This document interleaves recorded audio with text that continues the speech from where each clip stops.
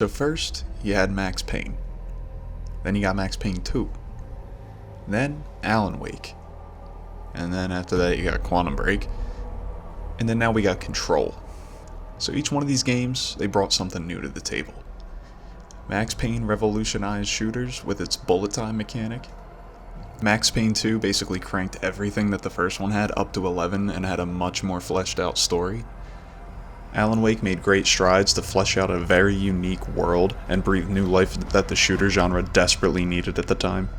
And then Quantum Break looked good, and it had live action parts to it.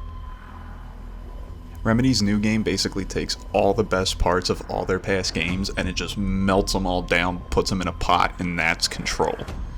Control just finally came out on Steam bundled with its 2 DLCs, and what do I think of it? Well, this is the first time I've reviewed anything, and it's the first video on this channel, so buckle up, fucker. We're gonna get this shit show underway. So now I know what you're thinking. What's this sci-fi game about? Why is there a bunch of floating people? What the fuck's going on? Well, just relax, I gotcha. I'll explain everything. Control is a game where you play as Jesse Faden, and you sneak into a government building for the purposes of speedrunning the corporate ladder. There you are. You are here about the job. Janitor's assistant. 5 minutes later. Oh shit! You're the new director. So now that Jesse has the #1 spot for CEO any percent, the real game begins. The Federal Bureau of Control is a government agency tasked with responding to and taming paranormal events, objects, and even people. When you show up, some interdimensional being called the Hiss has already taken over the whole facility and has killed most of the employees, which caused them to look like they're on an episode of Chris Angel's Mind Freak. Upon breaking into his office and seeing him dead as shit on the ground, you pick up the service weapon and become the new director of the Bureau of Control. The service weapon is the only gun you get in the game. That sounds like it sucks, but it really doesn't. The gun can take different forms. You got pistol, shotgun, machine gun, so on and so forth. And the gunplay is really solid, I'll admit that. But honestly, the gun takes a backseat to all the other crazy shit you can do. Not too long after you get the gun and start committing mass murder, you get the first object of power that gives Jesse unique abilities that shake up the whole game. First one's telekinesis. Yeah, big whoop. Bioshock had telekinesis like 1 billion years ago. What makes this so special? Control's different because it lets you upgrade this power so liberally and use it all the time that you just constantly feel like a Jedi on PCP throwing filing cabinets around the room and shit. If you're skilled or lucky enough, you can even kill a dude by bringing an object to you and then kill another guy once you throw the thing. Beep beep. I'll just lay it out there. This power is the best in the game, but you do get a few others, so I guess we'll talk about those too. You get a shield, which is admittedly really useful, but I almost always forgot to use it because I'm an idiot. You get a dash, which is also really helpful, but I wish you got it a little sooner, maybe even as the first ability, just because, again, the telekinesis is so good that it just basically outshines all the other ones. You can possess weak enemies to do your bidding, but I'm not gonna lie, this power is basically worthless. The goons don't last long enough to do any damage at all, and you're better off just chucking a fire extinguisher or whatever you want to kill.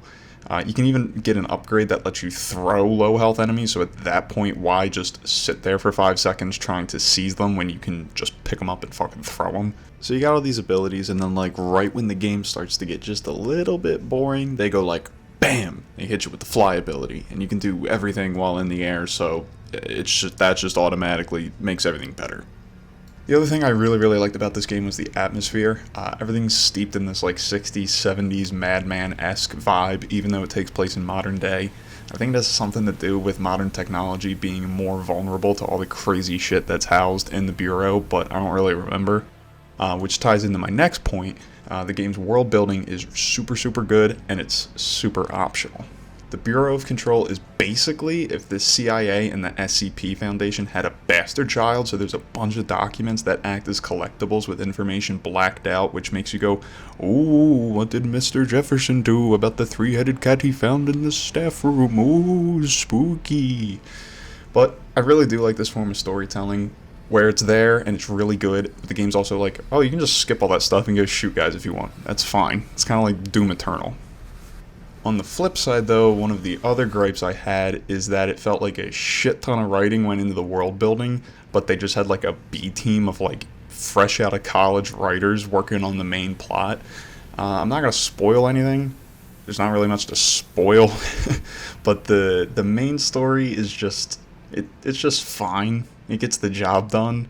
But the extra stuff and overall narrative is really good, so I'll give the main story a pass. The other thing I had more of an issue with is the game's so-called puzzles, which aren't really so much puzzles as they are obstacles to slow you down and just make the game a little bit longer.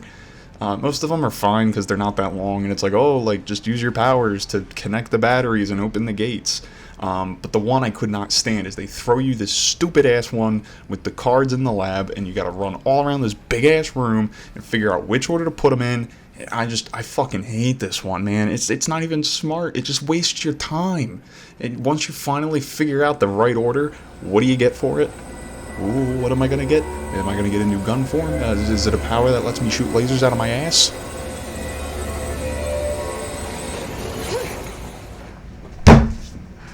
Fuck! But for real, those are my only big complaints. This game is overall super great, super polished, and it feels as nice to play as my brain is smooth.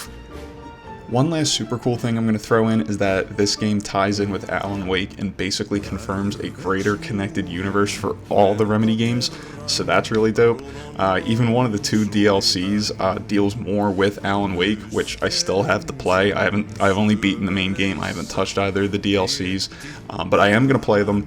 I am going to play them soon, and if there's enough substance there, maybe I'll make a follow-up review video for it. But that's all. If you somehow made it this far to the end of my bitching, thank you. Of course, there's the like, the subscribe, all that stuff. You can click it if you want. You don't have to if you don't want to.